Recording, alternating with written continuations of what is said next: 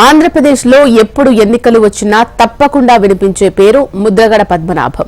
ఏపీలోని ఉమ్మడి పశ్చిమ, తూర్పు నియోజకవర్గాల్లో అత్యధిక ఓటు బ్యాంకు కలిగిన సామాజిక వర్గం కాపులు.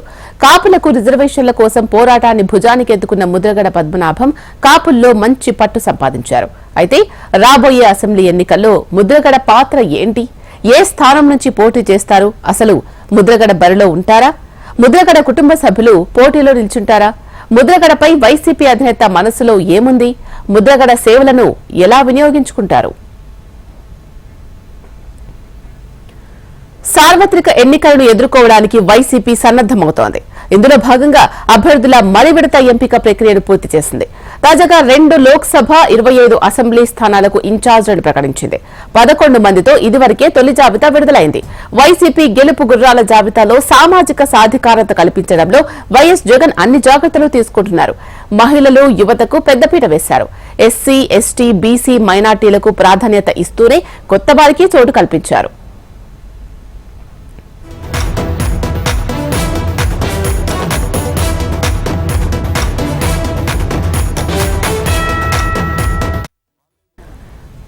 ఉమ్మడి తూర్పు, పశ్చిమ గోదావరి జిల్లాలకు చెందిన కొన్ని స్థానాలకు ఇప్పటికే ఇన్ఛార్జీలను ప్రకటించారు. ఎస్సీ, ఎస్టీల సెగ్మెంట్లు పోను మిగిలిన వాటిలో అనకాపల్లి, పిఠాపురం, జగ్గంపేట, ప్రతిపాడు, రాజమండ్రి సిటీ, రాజమండ్రి రూరల్ స్థానాలకు అభ్యర్థులను ఖరారు చేశారు. ఇందులో పిఠాపురం, జగ్గంపేట, ప్రతిపాడులో ఒక నియోజకవర్గాన్ని ముద్రగడ పద్మనాభం కుటుంబానికి కేటాయిస్తారు అనే ప్రచారం జోరుగా సాగింది. దీనికంతా కారణం ఈ 3 చోట్ల కాపు సామాజిక వర్గ ఓటు బ్యాంకు బలంగా ఉండడమే. ఇప్పుడు అనూహ్యంగా ఈ 3 స్థానాలకు అభ్యర్థులు ఖరారయ్యారు. దీంతో ముద్రగడను ఎక్కడ సర్దుబాటు చేస్తారు అనేది పార్టీ నేతలే కాకుండా ఇతర పార్టీల నేతలు, కాపు సామాజిక వర్గం నాయకులు కూడా ఆసక్తిగా ఎదురుచూస్తున్నారు. సామాజిక వర్గం ఓటు బ్యాంకు బలంగా ఉన్న 3 నియోజకవర్గాలను కాదని ముద్రగడ అంగీకరిస్తారా అన్నది కూడా అనుమానమే. అయితే ముద్రగడను తుని నుంచి బరిలో దింపేందుకు పార్టీ అధినేత ఆలోచిస్తున్నట్లు సమాచారం. ఇక్కడి నుంచి ముద్రగడ పోటీకి విముఖత చూపితే ఆయన కుటుంబ సభ్యుల్లో ఎవరినైనా దించే అవకాశం ఉంది. తుని సిట్టింగ్ ఎమ్మెల్యేగా ప్రాతినిధ్యం వహిస్తున్న దాడిశెట్టి రాజా 2014, 2019 ఎన్నికల్లో విజయం సాధించారు. స్థానికంగా ఓటర్లలో మంచి పట్టు కూడా సాధించారు. ఈ నేపథ్యంలో ఆయన తుని నియోజకవర్గాన్ని వదులుకుంటారా అన్నది కూడా అనుమానమే. అయితే దాడిశెట్టిని కాకినాడ లోక్సభ టికెట్ ఇవ్వడమో లేదా రాజ్యసభకు పంపడమో చేయొచ్చని పార్టీ నేతల అభిప్రాయం. ఇక దీనికి సంబంధించి మరిన్ని అప్డేట్స్ అందించడానికి మా ప్రతినిధి వినయ్ లైవ్ లో సిద్ధంగా ఉన్నారు. వినయ్, చెప్పండి, ముద్రగడ పద్మనాభంకి సంబంధించిన అప్డేట్స్. ముద్రగడ్డ పద్మనాభం సంబంధించి ఆయన పొలిటికల్ ఎంట్రీకి సంబంధించి రకరకాల ప్రచారాలు జరుగుతూ ఉన్నాయి.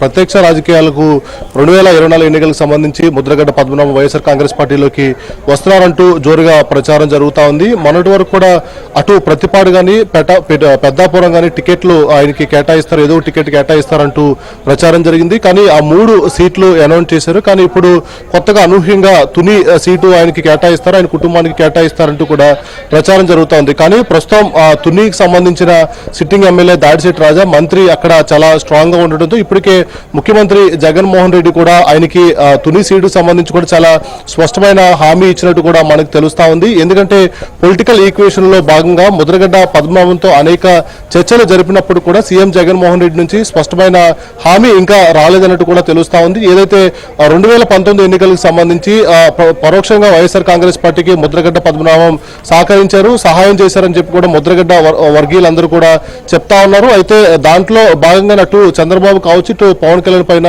పూర్తి స్థాయిలో ముద్రగడ్డ పద్మనాభం అటాకింగ్ చేసిన పరిస్థితి కూడా కనిపిస్తోంది. అయితే ఆ 2024 ఎన్నికలకు సంబంధించి మొత్తం పొలిటికల్ సినారియో అంతా కూడా మారిపోతా ఉంది. కొత్త వాళ్ళందరూ కూడా అటు టర్న్లు తీసుకుంటా ఉన్నారు. ఈ నేపథ్యంలోనే కాపు ఓట్ బ్యాంక్ మరొకసారి ఫదిలం చేసుకోవాలని చెప్పి కూడా వైఎస్ఆర్ కాంగ్రెస్ పార్టీ భావిస్తా ఉంది. అయితే ముద్రగడ్డ విషయానికి సంబంధించి వైసీపీ అధిష్టానం ఎక్కడా కూడా ఒక క్లారిటీకి రాలేదన్నట్టు కూడా మనకి తెలుస్తా ఉంది. ఇప్పటికే కాకినాడ ఎంపీకి సంబంధించి చలమలశెట్టి సునీల్ అంటే మాజీ వైఎస్ఆర్ కాంగ్రెస్ పార్టీ తరపు నుంచి ఒకసారి ఎంపీగా పోటీ చేసి ఓడిపోయారు. అయితే అతను కూడా బరిలోకి దిగుతారు, అతనికి దాదాపు ఖాయమైందని చెప్పి కూడా పార్టీ వర్గాల నుంచి మనకు అందుతున్న సమాచారం. మరోవైపు సినీ డైరెక్టర్ వివి వినాయక్ సంబంధించి కూడా చర్చలు జరుపుతున్నట్టు కూడా మనకి తెలుస్తా ఉంది. ఈ నేపథ్యంలో అటు కాకినాడ ఎంపీకి సంబంధించి అటు చలమలశెట్టి సునీల్ కానీ ఇటు వివి వినాయక్ కానీ ఆ ప్లేస్ తో భర్తీ చేస్తారని కూడా తెలుస్తా ఉంది. ప్రస్తుతం తుని సిట్టింగ్ ఎమ్మెల్యే కావచ్చు, మంత్రి దాడిశెట్టి రాజాకి సంబంధించి ఈ స్థాన చలనం కావచ్చు, మార్పులు చేర్పులు అనేది కూడా ఒక ప్రచారం అని చెప్పి కూడా పార్టీ వర్గాలన్నీ కూడా కొట్టివేస్తా ఉన్నాయి. ఎందుకంటే ఇప్పటికే అటు సర్వేస్ కావచ్చు, గ్రాఫ్ అంతా కూడా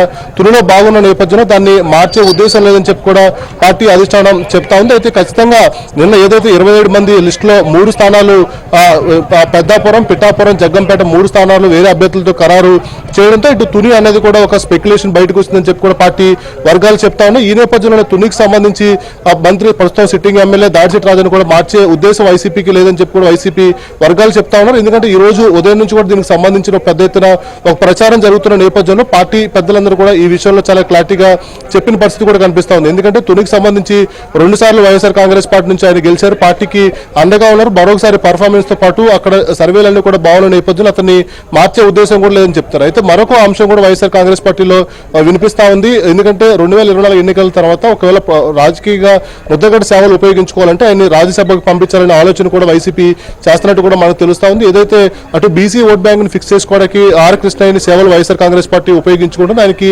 రాజ్యసభ ఇచ్చి ఏ విధంగా వైఎస్ఆర్ కాంగ్రెస్ పార్టీ ఉపయోగించుకుంటుందో ముద్రగడ్డ పద్మనాభన్ కూడా అదే మాదిరిగా ఉపయోగించుకుంటారనేది కూడా పార్టీలో చర్చ జరుగుతా ఉంది. ఏదైనప్పుడు కూడా ముద్రగడ్డ అంశానికి సంబంధించి అధిష్టానం ఇంకా ఒక క్లారిటీకి రాలేదనేది పార్టీ వర్గాలు చెప్తున్న మాట.